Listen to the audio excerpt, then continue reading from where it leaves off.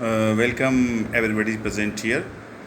So I have just told you that how the two nations, one called Belgium and another called Sri Lanka, followed the two different parts in their democratic form of government. In one hand, the Belgium followed the concept of power sharing among different language speaking communities because there is much was chances of tussles and conflict among them because the minority community in a country that was French speaking people, they were relatively highly developed socially and economically, and that was the cause for jealousness among the Dutch speaking people because they were in majority. And this tension has at peak during 1950s and 60s, but the people of Belgium were very prudent enough that they decided that they would make amendments in the constitution in such a manner that there will be not such a chances that any single majority people will dominate other, but each language speaking community will have equal representative at central level and state level, and there will be also a community government which will look after the cultural and educational aspect of different communities, and each community will choose their representative there. So there the people of Belgium followed the path of power sharing very cautiously, which became successful. But in Sri Lanka, what does we find? We find that Sinhalese speaking people were 74% and they were in majority. Although democracy talks about the rule of majority people, but it doesn't mean that a particular ethnic group or a language speaking people who are in majority will definitely form the government, but they will dominate others and they will not give opportunity for equal growth and development of the other communities. That is not the true meaning of democracy, because democracy talks about the need of even poorest citizen of the country. The demand and need and grievances of a poorest and downtrodden people citizen is also addressed properly in a true democracy. So if democracy is going to be successful in country in a true manner, then it is very interesting to see that how the different communities accommodate and adjust themselves in formation of the government as well as making new laws to all. So Belgium followed the path of power sharing. But in Sri Lanka, what does we find? That in Sri Lanka, the Sinhalese people who were in 74% in number, they followed the path of majoritarianism, बहुसंख्यकवाद का उन्होंने path अपनाया.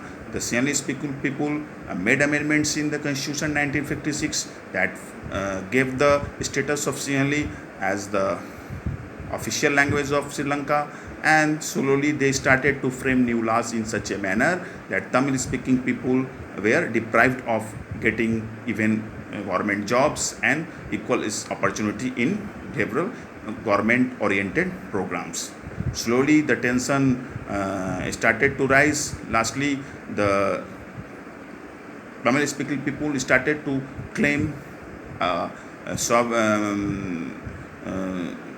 status of equal opportunity in government, but Sinhalese speaking government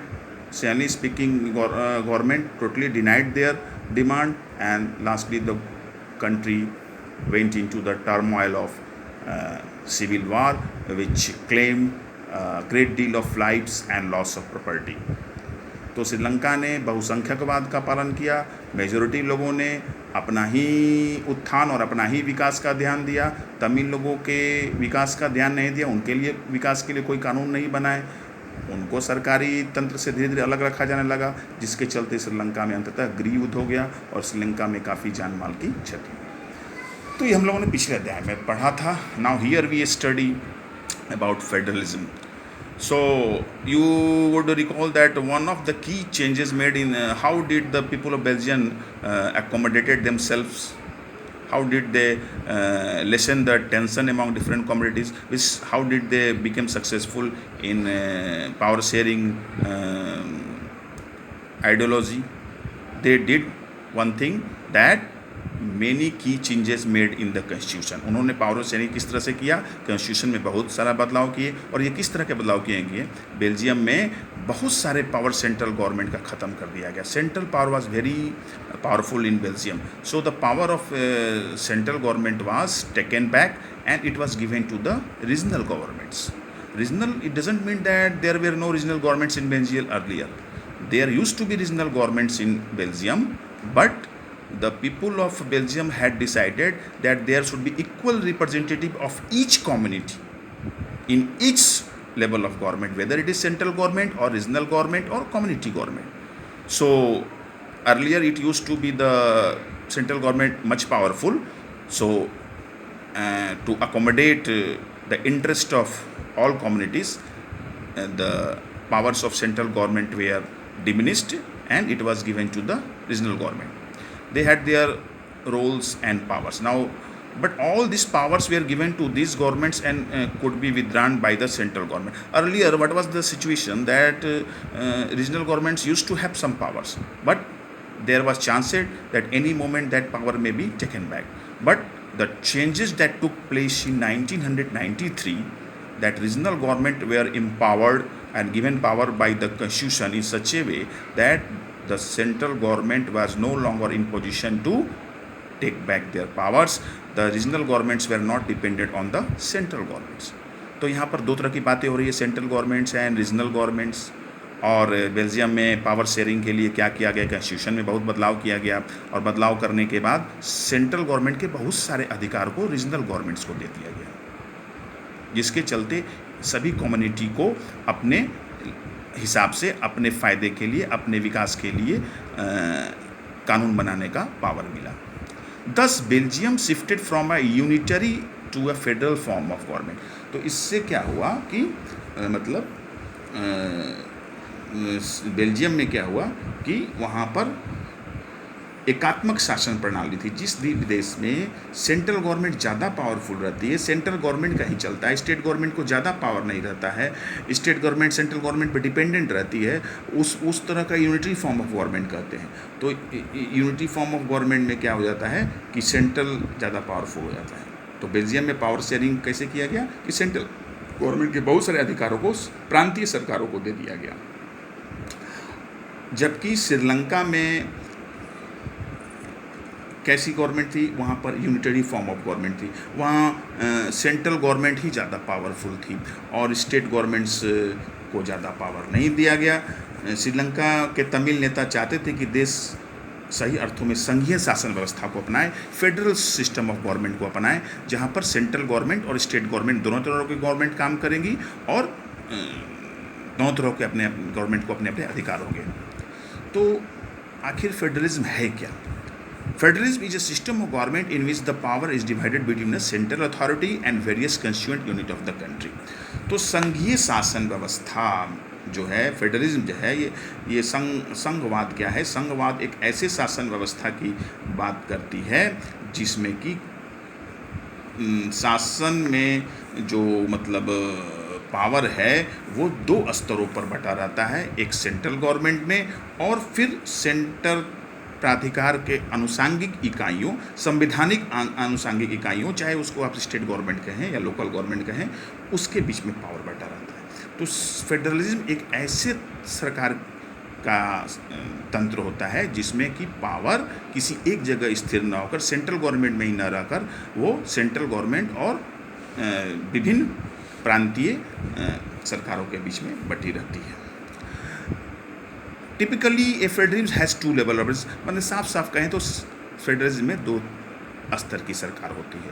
one is the government for the entire country that is always responsible for a few subject of common national interest. मैंने पहले ही video में बताया है कि there first level की government का नाम है सेंट्रल गवर्नमेंट, जो कि पूरे देश के लिए कानून बनाती है, और the other are government at the provincial or state level that look after much of the day to day administrator of their state. और मतलब एक प्रांतीय स्तर या राज्य स्तर की सरकार होती है जो कि दैनिक कामकाज को देखती है, पुलिस व्यवस्था देखती है, स्थानीय स्तर पर स्थानीय स्तर के एजुकेशन को देखती है, स्थानीय स्तर के हॉस्पिटल को देखती है, स्थानीय स्तर के रोड को देखती है। तो बहुत सारे डिपार्टमेंट स्टेट गवर्नमेंट के अंदर भी होते हैं। Both these levels of government enjoy their power independent of each other. तो ये दोनों लेवल की जो गवर्नमेंट होती है ये अपने अपने पावर इनके बटे होते हैं और अपने पावर को ये अपने हिसाब से काम करती है। Thus there are two form of government, unitary government and federal government. तो इस प्रकार से हम देखते हैं कि संसार में मतलब दो तरह की शासन व्यवस्थाएं काम करती है। एक संघीय शासन व्यवस्था होती है जिसमें 2 लेवल से गवर्नमेंट होते हैं और एक एकात्मक शासन व्यवस्था होती है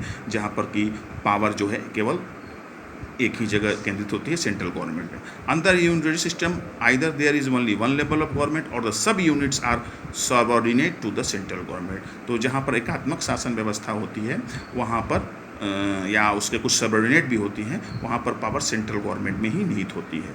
the central government has the power to pass an order to the provincial और द लोकल गवर्नमेंट। तो सेंट्रल गवर्नमेंट को ही ज़्यादा पावर होता है और वही सभी मामलों में अपना दिशा निर्देश जारी करती है। But in the federal system the central government can not order the state government to do something. लेकिन फेडरल सिस्टम जब संघीय शासन व्यवस्था आ जाएगी तो वहाँ सेंट्रल गवर्नमेंट जो है वो स्टेट गवर्नमेंट को कुछ कहने के लिए आदेश नहीं दे सकती है। सेंट्रल गवर्नमेंट से स्टेट गवर्नमेंट अपना अधिकार अलग रखती है। State government has power of its own for which it is not answerable to the central government. Central government को कुछ विषय होते हैं जिस पर वो खुद कानून बनाती है और इसके हिसाब से वो शासन चलती है। अगर वो शासन गड़बड़ भी करती है तो फिर उसको सेंट्रल गवर्नमेंट को जवाब नहीं देना पड़ता है। Both this governments are separately answerable to the. लेकिन हाँ ये तय है कि सेंट्रल गवर्नमेंट हो चाहे स्टेट गवर्नमेंट हो, इन्हें जनता को जवाब देना पड़ता है। जब भी चुनाव का समय आता है तो चुनाव के दौरान इनको अपने जो वादे किए रहते हैं उनको वो पूरा किए कि नहीं किए, जनता इनसे को हिसाब देना पड़ता है और जनता इनके शासन से संतुष्ट रहती है तो दोबारा चुनाव में इनको वोट देकर चुनती है, नहीं तो फिर नई पार्टी या नई सरकार को चुनती है। Let us look at some of the key feature of federalism. आइए अब हम फेडरलिज्म के कुछ प्रमुख विशेषताओं के बारे में जानें। फर्स्ट, देयर आर 2 और मोर लेवल ऑफ गवर्नमेंट्स। मतलब कहने का मतलब ये हुआ कि फेडरलिज्म में 2 लेवल से अधिक की गवर्नमेंट होती है या सरकार 2 या 2 से अधिक स्तर वाली होती है। Second, the same citizen are governed by different tiers of government but each tier had its own jurisdiction in specific matter of legislation, taxation, administration। कहने का मतलब हुआ अलग अलग स्तर की सरकारें एक ही नागरिक समूह पर शासन करती है। सेंट्रल गवर्नमेंट के लिए शासन करने की जो जनता होती है वही जनता के ऊपर स्टेट गवर्नमेंट भी शासन करती है, लेकिन कानून बनाने, कर वसूलने, टैक्स लगाने और प्रशासन पर उनका अपना अपना अधिकार क्षेत्र होता है। मतलब सेंट्रल गवर्नमेंट अपने हिसाब से कानून बनाएगी, उसका अपना इलाका है, अपना क्षेत्र है, वो अपने हिसाब से टैक्स लगाएगी और वो अपने हिसाब से प्रशासन चलाएगी, सेंट्रल अथॉरिटी जो होती है। उसी तरह से स्टेट गवर्नमेंट अपने हिसाब से कानून बनाएगी, अपने हिसाब से टैक्स लगाएगी और अपने हिसाब से वो प्रशासन चलाएगी। तो the same citizens are governed by the central governments and state governments but each level of government its own jurisdiction. मतलब उनका अपना क्षेत्र इलाका होता है। क्या चीज़ का होता है? Of legislation, taxation and administration. Third, the jurisdiction of the respective levels of government are stated in the constitution, so the existence and authority of each tier of government is constitutionally guaranteed. अब अपने अपने हिसाब से ये कानून बनाएंगे, tax लगाएंगे और प्रशासन चलाएंगे, ये अपने हिसाब से नहीं करते हैं, ऐसा वहाँ के देश के संविधान में लिखा रहता है। It is already written in the constitution. So ये जो दोनों लेवल की सरकार होती है, जो भी कानून बनाती है, जो भी टैक्स लगाती है, जो भी प्रशासन चलाती है, ये संविधान प्रदत्त होती है, संविधान के अनुसार ही होता है। तो what is the third characteristic? The jurisdiction of the respective level of governments are stated in the constitution, mentioned in the constitution. Fourth, any level of government cannot unilaterally change the fundamental provision of the constitution. Such changes required the consent of both the level of governments. कहने का मतलब हुआ कि संविधान के जो नीति निर्देशक तत्व हैं, संविधान में जो मौलिक प्रावधान है, उसको कोई एक लेवल की गवर्नमेंट नहीं चेंज कर सकती। हो सकता है सेंट्रल गवर्नमेंट किसी दूसरी पार्टी की सरकार हो, स्टेट गवर्नमेंट में किसी दूसरी पार्टी की सरकार हो, तो ऐसा है कि दोनों पार्टियों में अगर दुश्मनी चलती है तो सेंट्रल गवर्नमेंट कुछ अपने हिसाब से कानून बना ले। अब जब सरकार में रहे स्टेट गवर्नमेंट अपने हिसाब से कुछ कानून नहीं, ऐसा नहीं हो सकता है। जब भी पूरे संविधान के मूल चीज़ों में, मूल भावनाओं में कोई परिवर्तन करना होता है तो दोनों लेवल के गवर्नमेंट को आपस में मिलजुल कर तय करना पड़ता है। No level of government single handedly can change the main provision of the constitution. पांचवा है the power to interpret the constitution and the power of different level of governments has been vested in courts in case of any disputes arises between different level of government in exercise of their respective power, the highest court acts as an umpire। तो अब ऐसा नहीं है कि central government जो अपने हिसाब से कानून बनाएगी, टैक्स लगाएगी और प्रशासन चलाएगी, वो उसकी व्याख्या खुद ही करेगी कि ना हमको ये पावर संविधान ने दिया है, हमको ये कानून बनाने का अधिकार संविधान ने दिया है, हम इस तरह से टैक्स लगा सकते हैं। या स्टेट गवर्नमेंट कहेगी कि हमको इस विषयों पर कानून बनाने का अधिकार है, इस तरह से टैक्स लगाने का अधिकार है। ये लोग अपने पावर को अपने डिसाइड नहीं करेंगे। Then who will decide?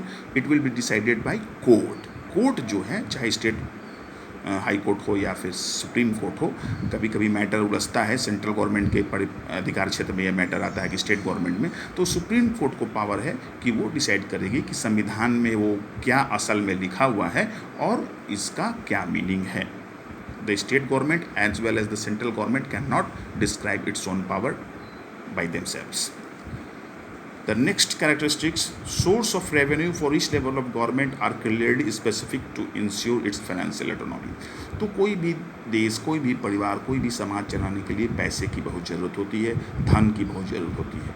तो स्टेट लेवल और सेंट्रल गवर्नमेंट लेवल की जो गवर्नमेंट होती है, उनकी आमदनी किस तरह से होगी, किस तरह से वो अपने अपने आमदनी की स्रोत के हिसाब से धन इकट्ठा करेंगे, ये टोटली जो है ये मतलब स्पेसिफाइड है। इसमें एक दूसरे का कोई इंटरफेरेंस नहीं है। जो सातवां है, the federal system thus had dual objective to safeguard and promote unity of the country while at the same time accommodate regional diversity। Therefore, two aspects are crucial for the institution and practice of federalism. First, governments at different level must agree to some rule of power sharing. Second, they must also trust each other, would abide by its part of the agreement. An ideal federal system has both aspects, mutual trust and agreement to live together। तो कहने का मतलब हुआ कि संघीय शासन व्यवस्था या फेडरलिज्म जहाँ भी है, इसके दो उद्देश्य होते हैं। किसी भी देश में, किसी भी समाज में जहाँ पर फेडरल सिस्टम की गवर्नमेंट काम करती है तो उसके दो विशेष उद्देश्य होते हैं। एक ये आखिर ये काम करता क्यों है फेडरल सिस्टम? तो देश की एकता की सुरक्षा करने और उसे बढ़ावा देने तथा इसके साथ ही साथ क्षेत्रीय विविधताओं को पूरा सम्मान करने। फेडरल सिस्टम में सेंट्रल गवर्नमेंट की निर्माण इसलिए किया जाता है कि may be that the country में बी बिग एंड देयर में बी रीजनल डाइवर्सिटी। तो उसके हिसाब से अगर अलग अलग स्टेट अपने अपने रीजनल डाइवर्सिटी के हिसाब से अपने हिसाब से चलने लगेंगे तो पूरे स्टेट्स को एक सूत्र में बांध करके उन पर कंट्रोल करके लेके चलने के लिए एक सेंट्रल लेवल की गवर्नमेंट होनी चाहिए कि देश में डाइवर्सिटी, जैसे इंडिया का एग्जांपल लीजिए, यहाँ पर कल्चरल डाइवर्सिटी है, कम्युनिटी डाइवर्सिटी है, लैंग्वेज डाइवर्सिटी है, एथनिक डाइवर्सिटी है। तो इस तरह से डाइवर्सिटी होते हुए भी ऑल आर इंडियन। और इसको कौन मतलब सेफगार्ड करेगा? Central government. सेंट्रल गवर्नमेंट इस तरह से रूल बनाएगी कि पूरा देश एकता के सूत्र में बंधे रहे, क्षेत्रीय विविधताओं के बीच में आपसी सामंजस्य बना रहे, क्षेत्रीय विविधताओं के बीच में एकता बढ़ती रहे। और इस कारण संघीय व्यवस्था के गठन और कामकाज के लिए दो चीज़ें सबसे महत्वपूर्ण हैं। पहला है विभिन्न स्तर की सरकारों के बीच सत्ता के बंटवारे के नियमों पर सहमति होना चाहिए। So if a country which having diversity there should be an ideal two aspects are crucial for the institution and practice of federalism. First, government at different level must agree to some rules of power sharing। तो central government और state government के बीच में power sharing का एक agreement होना चाहिए कि हाँ हम इस तरह से ये नियम बनाएंगे और ये मेरा अधिकार क्षेत्र रहेगा, और स्टेट गवर्नमेंट कहेगी हम इस तरह से लोकल मैटर को देखेंगे और इस तरह से अपने कानून बनाएंगे। तो दोनों के बीच में पावर शेयरिंग होना चाहिए। Second, they must also trust each other. और सेंट्रल गवर्नमेंट स्टेट गवर्नमेंट के बीच में एक विश्वास होना चाहिए कि हम एक दूसरे के पूरक हैं, we are complement to each other, we are supporter to each other and we are as a whole governing to the people for the success of democracy and the country. An ideal federal system has both aspect, mutual trust and agreement to live together.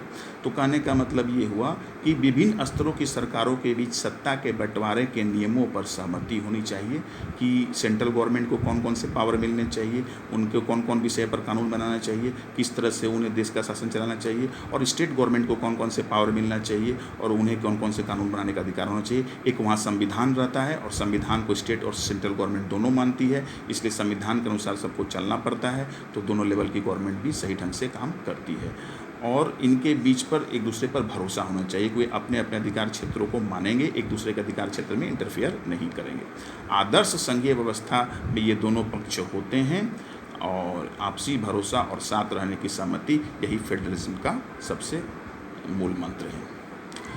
The exact balance of power between the central and the state government varies from one federalism to another. लेकिन केंद्र और विभिन्न राज्य सरकारों के बीच सत्ता का बंटवारा हर संघीय संस्कार में अलग अलग किस्म का होता है। फेडरलिज्म तो संसार के बहुत सारे देशों में होता है, लेकिन अब स्टेट गवर्नमेंट को कितना पावर होगा, सेंट्रल गवर्नमेंट को कितना पावर होगा, ये देश देश के अनुसार चेंज होते रहता है। This balance depend mainly on the historical contest in which the federalism was formed. आखिर वो देश का संघ कैसे बना, यूनियन ऑफ स्टेट कैसे बना, इस पर यह निर्भर रहता है कि सेंट्रल गवर्नमेंट को कितना पावर मिलेगा और स्टेट गवर्नमेंट को कितना पावर मिलेगा। There are two ways by which federalism has been form. तो संघवाद जो है, संघ की व्यवस्था जो है, ये दो तरीके से होती है। संघीय शासन व्यवस्थाएं आमतौर पर दो तरीके से गठित होती है। किसी बहुत सारे हर देश में एक जैसे ये संघ फेडरलिज्म की स्थापना नहीं होती है। पहला क्या है, the first category involves coming together of independent state on their own to form a bigger unit, so that by pooling sovereignty and retaining identity they can increase their security. तो संघीय शासन व्यवस्थाएं आमतौर पर दो तरीके से गठित होती है। पहला तरीका है दो या दो से अधिक स्वतंत्र राष्ट्रों को एक साथ लाकर एक बड़ी इकाई गठित करने का। इनमें दोनों स्वतंत्र राष्ट्र अपनी अपनी संप्रभुता को साथ रखते हैं और अपनी अलग अलग पहचान को भी बनाए रखते हैं और अपनी सुरक्षा तथा खुशहाली बढ़ाने का रास्ता अख्तियार करते हैं। साथ आकर संघ बनाने का उदाहरण है, इसको कहते हैं coming together federalism. Coming together federalism में होता क्या है, दो या दो से अधिक इंडिपेंडेंट स्टेट्स जो हैं आपस में मिलकर एक बड़े यूनिट का निर्माण करते हैं। अपने संप्रभुता को वो लोग एक साथ मिला लेते हैं और अपनी पहचान को भी बनाए रखते हैं और अपनी सुरक्षा को भी बनाए रखते हैं। तो coming together, there are two types of federalism. First is coming together federalism, example है यूएसए है, स्विट्जरलैंड है, ऑस्ट्रेलिया है। In this category of federalism, all the constituent states usually have equal power and are strong vice the federal government. तो जब दो या दो से अधिक स्वतंत्र राष्ट्र आपस में मिल करके संघीय व्यवस्था का निर्माण करते हैं तो आमतौर पर प्रांतों को समान अधिकार होता है केंद्र सरकार के मतलब परिप्रेक्ष्य में कि सेंट्रल गवर्नमेंट को जितना पावर है उतना स्टेट गवर्नमेंट को भी पावर है। तो ये कमिंग टुगेदर फेडरलिज्म है, जब दो या दो से अधिक सॉवरेन स्टेट्स अपने सॉवरेनिटी को पुलिंग करते हुए और आइडेंटिटी को रिटेन करते हुए। In the second category, a large country decides to divide its power between the constituent states and the national government. और एक दूसरे तरह का जो फेडरलिज्म होता है, पहला तो फेडरलिज्म का स्वरूप है कमिंग टुगेदर, और दूसरा क्या है, इसमें क्या होता है कि बहुत बड़ी जो कंट्री होती है ये अपने पावर को मतलब सेंट्रल गवर्नमेंट और फिर बहुत सारे स्टेट गवर्नमेंट के बीच में बांट देती है।